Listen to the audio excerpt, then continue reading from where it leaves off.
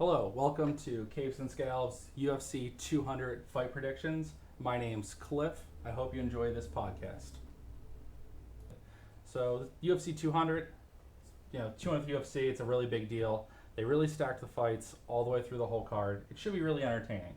So we're going to start off on the undercard. It'll probably be on FS1. We'll have Sage Northcutt and Enrique Marin. Sage Northcutt is been doing karate his whole life. Young kid. He's 20. He's been in magazines, won a lot of karate tournaments. He's agile, quick, and hits hard. Enrique Marin, new to the UFC.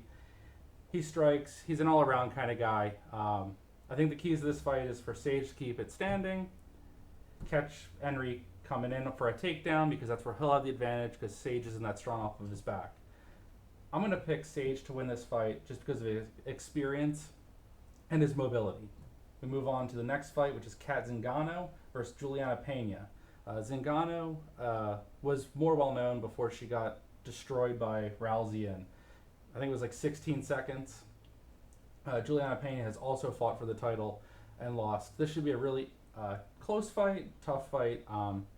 Pena's got some skills on the stand-in, but I think Zingano is going to win this fight just with experience and just overall better in every area.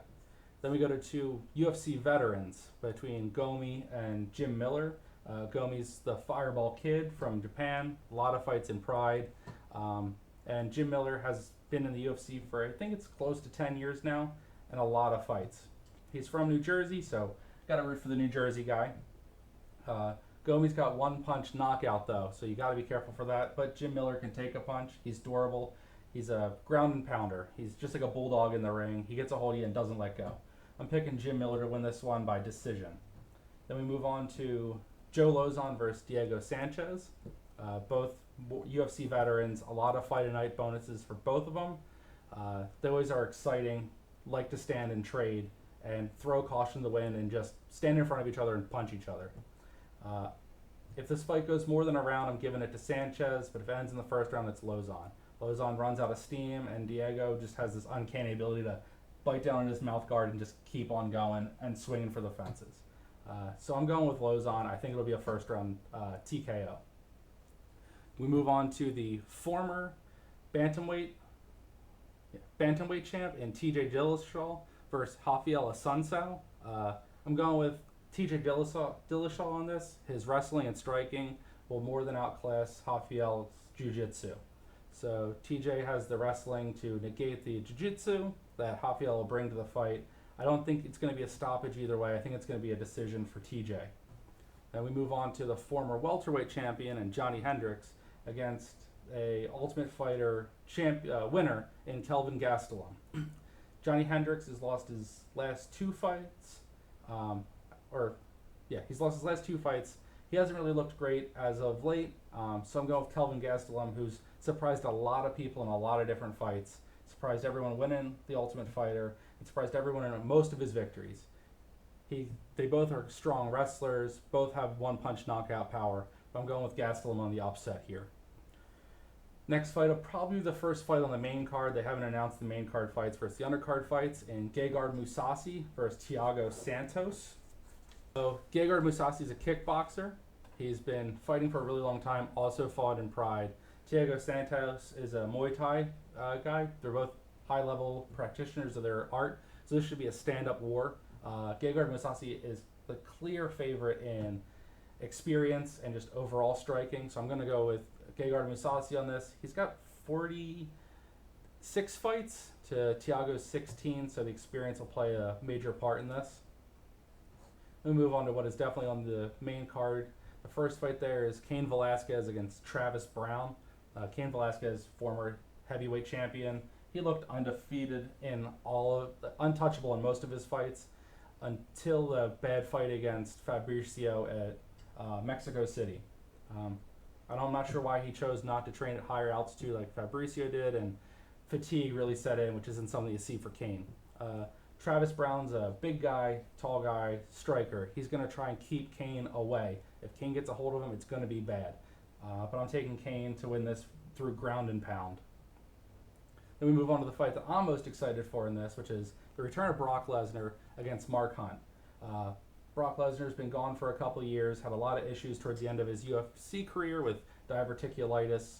He lost the belt and looked bad in his losses to Beto's loss to Alistair Overeem. Mark Hunt has been fighting for a really long time. If you know what his record is, don't let that stand in the way of your opinion of him. He's got one punch, walk away, knockout power. He makes contact, you go to sleep. It doesn't matter who you are. Brock's got to take Mark Hunt down because if he gets caught, he is going out. In all of Brock's fights that he's lost, when people start swinging, he covers up. He's not a fan of getting punched at. And Mark Hunt on the opposite side doesn't care if you punch him. He's got an iron chin. And he's way stronger than he looks. He's got sort of that Roy Nelson feel to him. He's a heavy-set, smaller guy, but he packs a punch, mean leg kicks, mean punches, both hands. I'm taking Mark Hunt to KO Lesnar in the first round.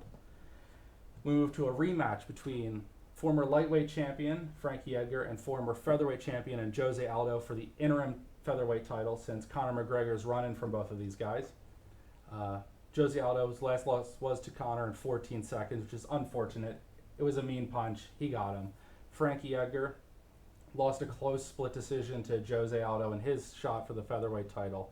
So this should be a really good fight. I'm taking Frankie to beat Jose this time around. He's prepared for him. He knows what to expect with Jose's striking and his movement. Frankie's got to take him down and keep him down. Jose struggles with the weight cut. He struggles with conditioning. He struggles with having a gas tank to go. Frankie Edgar never gets tired. He gets hit and it just seems to wake him up. It seems to make him angrier and he fights harder and he just keeps going. Then we move to the women's bantamweight title fight between Miesha Tate and Amanda Nunes. I'm taking Miesha Tate on this one. She's got the experience. She just beat Holly Holm. She's another one like Frankie where she gets hit, she just keeps on coming. It's what drives her. She's not afraid to scrap. She's good all around. She's one of those people that just grinds you out, and I don't think Amanda Nunes has anything for her. Then we go to the main event. It's the return of Jon Jones fighting for the belt that he never lost against Daniel Cormier, somebody who has lost to Jon Jones. I think DC is the champion if Jon Jones isn't around. I don't think there's anyone in the light heavyweight division that can compete with him. He's got Olympic level wrestling. He's got good striking. He's fast. He's tough. But Jon Jones just has that insane reach. He comes at you from everywhere. He can hit you from like across the cage. It's crazy. He's strong. You can't take him down because of the leverage he gets. He's got submissions. He's got knockout power. He can just beat people up. And it's not fair. If you've watched any of his fights before, you know when he gets going, he gets going. He hasn't lost many rounds. He's destroyed everyone. His only loss is a disqualification for 12-6 elbows to Matt Hamill, 6 or 7 years ago. So he hasn't taken much damage in his fights except for the Gustafsson fight, which was his biggest test, and he passed that. He beat DC before. He's beaten everyone else in the light heavyweight division. I expect him to take the belt, hold the belt, and then just move up to heavyweight so he doesn't have to worry about making the cut down to 205. So I'm taking Jon Jones for a stoppage. TKO, probably round 3. I'm taking Miesha Tate to win via unanimous decision. I'm taking Frankie Edgar unanimous decision. I'm taking Mark Hunt round 1 KO. I'm taking Kane for a decision against Travis Brown. I'm taking Mousasi to knock Thiago Santos out in probably the second round. Hendricks Gastelum's going to be a split decision where it's going to go Gastelum's way. Hendricks has been going to the bell, letting everything go to the judges a lot. Taking TJ Dillashaw to stop Rafael Assunção within the 3 rounds. Taking Lozon in a really exciting fight. This will probably be your fight of the night. Both fighters love to get that extra $50K in their pocket. Then I'm going with Jim Miller to grind Gomi out. I'm going with Zingano to take Pena out. And I'm going with Sage Northcutt to take Enrique Marin out. I hope you enjoyed this podcast. And hope you all enjoy the fights. All right, have a good night.